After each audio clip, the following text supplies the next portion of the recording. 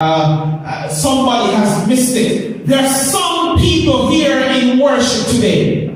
You've gotten so accustomed to a promise. You believe that the promise is good for you, but you forget the God who is the promiser. You forget the God who is the promise keeper. You are at that stage in your faith development where sometimes you can't walk out by faith with God, believing that the promise keeper will sustain the promises that he has made to you. And so Abraham, he's stuck between a rock and a hard place, but Abraham knows the God who is the promiser. He knows the God who is the promise keeper, and so he's not stuck, focused on the promise, that he cannot remember the promise keeper. But even though he knows the promise keeper, beloved, he spends the night in anguish. Watch with me the movement of the text. He does not say anything to his wife, Sarah.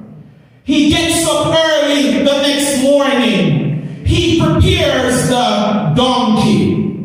He saddles them. He ensures that the cord and the knife are in the saddle packs. He goes out. He chops the wood to be used for the sacrifice. With each strike of the axe that's been used to chop the wood, he can imagine what his son is going to go through. With every strike that goes down, the first laugh of his son comes back to him. He remembers his son's birthday. He remembers the time when he would have learned to walk. The memories are flooding in, and for every time the axe goes down and chops the wood, his heart is in anguish. He calls two servants, but he does not give them instructions. He goes to wake Isaac, and they leave for a journey. The journey is supposed to take 3 days. 3 days to think about what God has said. 3 days to look at God's crazy proposal. 3 days journey.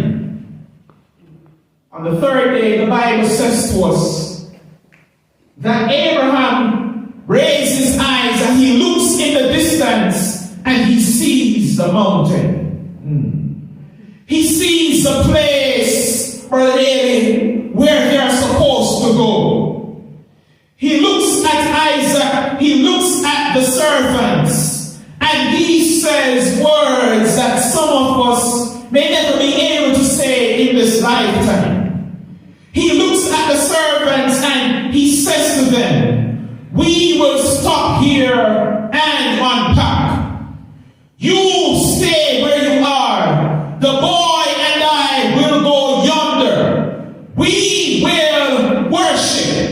And then we will come back." He says to the servants, "We will worship. And after worshiping, we are going to come back." Abraham is an old man. Isaac by this time is around 40 or 50, which means that Isaac is strong enough to overpower his father Abraham when he finds out what is going to happen while they're on the mountain. He needs the help of the servants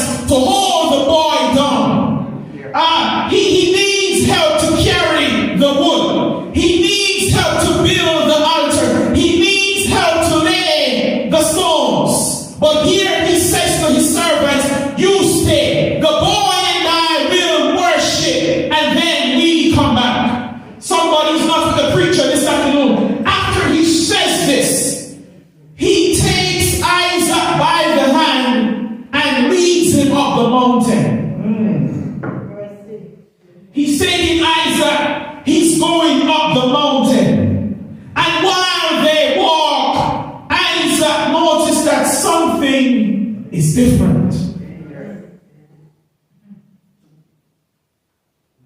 So Isaac says to his father, Daddy? He says, yes, my son. I see the fire and the wood.